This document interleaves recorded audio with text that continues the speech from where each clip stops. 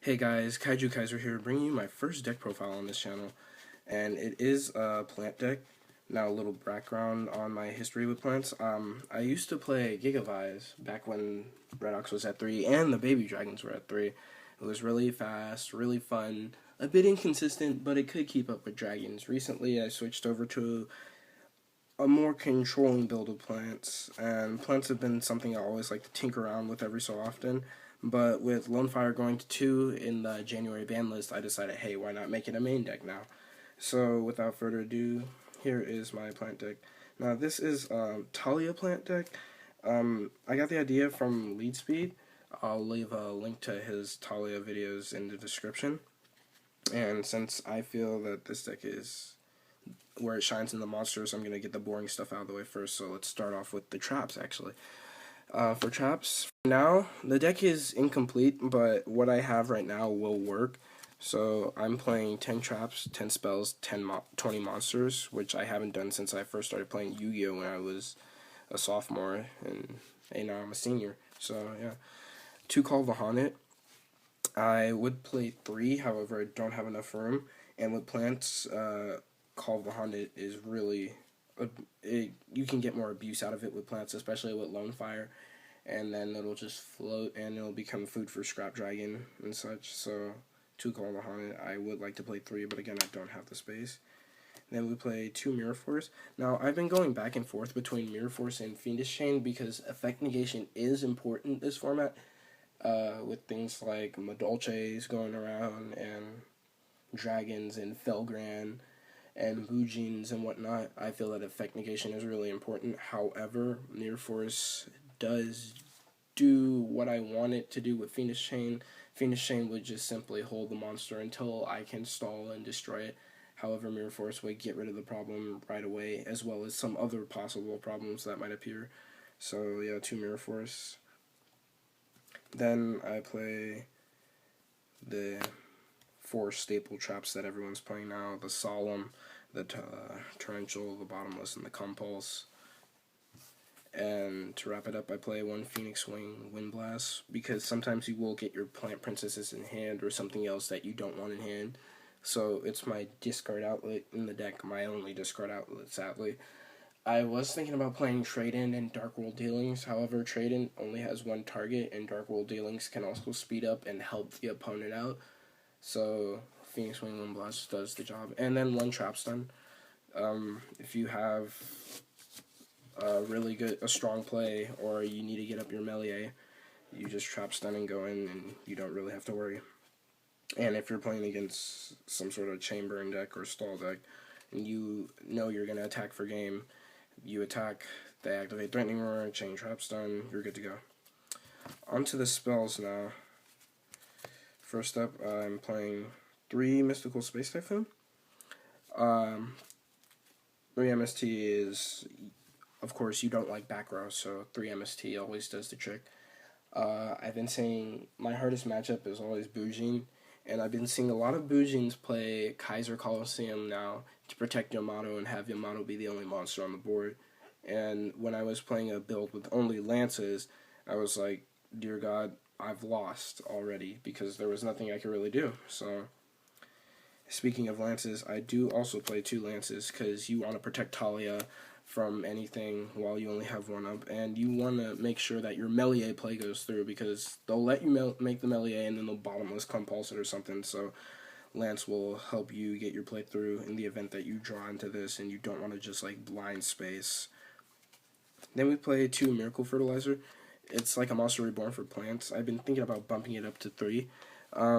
Basically, Miracle Fertilizer, once per turn, you special summon a plant type monster from your graveyard. You can't normal summon that turn, but if that plant monster leaves the field, then Miracle Fertilizer leaves the field as well. So if you're just using Miracle Fertilizer to get back a Lone Fire, it's a pretty fair trade-off. However, I have done plays where I've had smaller plants on the board that I don't really need, or tokens on the board, and I'll Miracle Fertilizer back Lone Fire and then tribute off one of those. So each turn you get another free summon and then another free tribute with Lone Fire until you have no more things left, or until you feel like tributing the Lone Fire off, or until it gets destroyed by battle. Either or. Then we play one Foolish Burial because it's plants. There's a lot of stuff we want to Foolish get into our grave. One Book of Moon, and then one Dark Hole. And now for the fun part, the monsters. The monster lineup, it will change. This entire deck will change come Legacy of the Valiant. There are a lot of changes I want to make, a lot of things I want to try and test out. So, without further ado, first off, we played 3 Junk Forward. Junk Forward is basically a level 3 Cyber Dragon, except with the requirement that if you have no monsters, it doesn't matter if your opponent has monsters or not. So, Junk Forward is the guy. I always want to see him in my opening hand. Then I play Triple Crane Crane. I don't like Triple Crane Crane. I feel it's really, really cloggy. You don't want to see these till like mid to late game or turn 2 even for your recursion plays. I mean, don't get me wrong, it's a good card, but I don't want to see a turn 1. I just don't want to see a turn 1. But 3, I was skeptical about playing 3, but I was missing cards and some cards aren't out yet.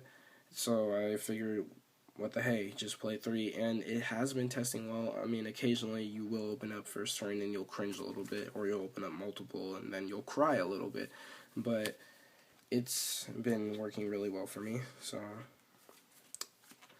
I'm okay with it. 3 Crane Crane for now. Next up, 1 Redox, Dragon Ruler of Boulders. You play a lot of Earths in this deck. Redox acts as a free reborn, so those dead Crane Cranes, well, really not dead, but those turn 1 Crane Cranes can kind of be useful in that, and it also serves as a wall in the event that you're grinding out. In the grind game, Redox has won me 1 or 2 games because I had the Redox in grave, because they weren't top decking any monsters, and I had the full graveyard of Earth monsters that I could just keep banishing over and over to bring back Redox and poke for that 1600 until I had game, or I can make small synchro plays with it because I do play Spore and 1 other level 1 monster that you'll see later. 1 Debris. Debris is basically, in my mind, a free Black Rose, so a free field nuke. And if you have your Talaya lockup, you nuke the field, all your plants stay. So then you can just swing in for game pretty much. So it's basically a free Black Rose. It's a target for Redox if you want to summon back Redox, and that's it. 1 Spell Striker. He's basically serves as the 4th Junk Forward. I like seeing him mid to late game. Early game I don't really mind, but sometimes I won't really have any spells to banish. So, Spell Striker. I was playing Rhoda at one point, but I cut it for some reason. I think I cut it to put in the Lances, which was dumb. I mean, I'll be doing more testing with this deck, so come that time, we will see. So, then 2 Gigaplant. Don't play Supervise in this deck, but sometimes you'll open up this. You'll open up Gigaplant, Junk Forward, and a Crane Crane. And you can make your Crane Crane live by special summoning Junk Forward, and then normal summoning Gigaplant next turn. Your Crane Crane is ready to go, and then you just sit on Gigaplant. This Gemini effect has come in handy in the turns that I don't really have a good normal summon or don't want to normal summon something else. And he helps if I have a Talaya in hand, because then I can just special summon one of those. And then for the rest of our plants, 1 Naturia Rosewhip. It's a level 3 Earth and a tuner, and the effect to use, the opponent can only activate 1 spell or trap per turn. Stops a lot of decks in their track, so I really like Rosewhip in that sense. Some games I play Protect Rosewhip until I can establish a good field presence, then swing in. So he really slows down everyone else. 1 Naturia Cosmo Beat. It's a level 2 Earth tuner. You can special summon it when your opponent normal summons, so if they go first, you get a free summon off of it. I mean, it does kill your Junk Forward play, but it does come in handy sometimes. 1 Copy Plant. Copy Plant, I really like it. It's very versatile in this deck. Mainly for the rank 8 Xyzes that I... Rank 8 Xyzes, is that right? Whatever. I will usually overlay a Talaya and a Copy Plant to make Felgrand or sometimes Helio. So that really helps. Or sometimes I'll overlay it with Scrap after I copy a Talaya. There's a lot you can do with Copy Plant, and it's a level 1 tuner, so if need be, you can tune with Redox. And then our 4-card plant engine in the form of 2 Lone Fire, self-explanatory, Dandelion, and the Spore. And then our MVP boss monster of the deck, to Talaya, Princess of Cherry Blossoms. I do not play any of the other plant princesses because I feel they are not needed. They are too big. They will get stuck in hand. I will be playing Cherubime, Princess of Maples, when she comes out in Legacy of the Valiant, because she is basically a lone fire when she is destroyed. She's not as bad as these two, because she is an earth, so you can pitch her with Redox if need be. Again, you don't want to open up your plant princesses. It really sucks, but you can't really control what you draw into unless you stack. So yeah.